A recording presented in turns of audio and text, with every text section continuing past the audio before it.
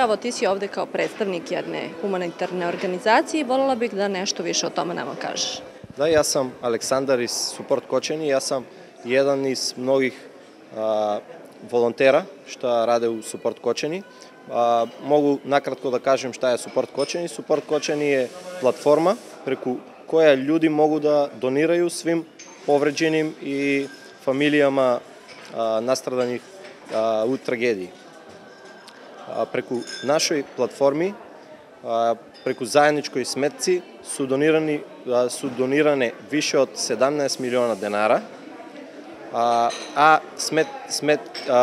сметките на луѓето стоат на платформата код нас и могу сви индивидуално да донирају свима повреđenim ili familijama nastradanih.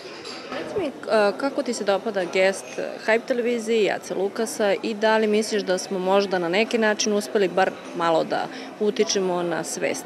Da, mogu javno da se zahvalim svima iz organizacija Hype, Aca Lukasu i svi ljudi što rade ovo. Donacije sakupljene sa koncerta će biti donirane preko Support Kočani i sve to transparentno biće objavljeno kod nas na platformi i na svih profilima od Support Kočani. I da li imaš neku poruku možda koju bi poslao svima koji gledaju? Ovo ne treba nikako da se zaboravi i ovo je stvarno dobro što radite vi sad u ovog momenta, jer 63 ljudi su poginuli i nikad ne treba da se zaboravi i da pomažemo i tim što najviše treba u ovog momenta. Hvala ti najlepše.